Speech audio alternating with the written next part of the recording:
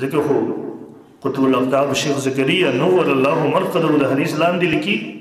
وایي دلته علماء تقسیمات کړي دي څوک وایي چې یو عقلي محبت دی او یو اختیاري محبت دی او یو غیر اختیاري محبت دی دلته په حدیث کې مراد هغه اختیاري محبت دی غیر اختیاري محبت نه دی هغه تقسیمات تفصیلات کوي خو شیخ رحم الله په دې کې نقطه لیکي وایي دا تقسیمات به یو طرف ته کو هر انسان په خپل ځل کې سوچ وکړي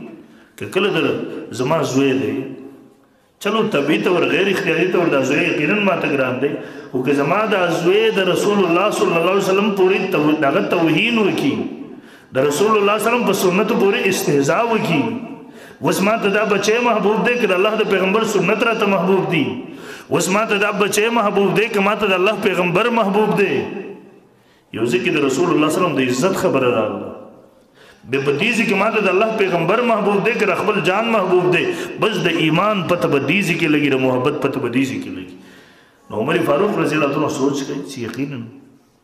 کہ کل خبر راشی وز خپل ذات بے دا رسول اللہ صلی اللہ علیہ وسلم پہ عزت باندے قربانوم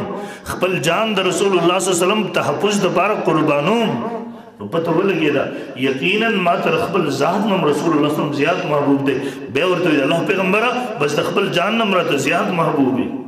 رسول اللہ صلی اللہ علیہ وسلم الان یا عمر غس کامل مومن شوئے نو دا اللہ پیغمبر فرمائی تاسو کی اسڑے مومن نشی کے دے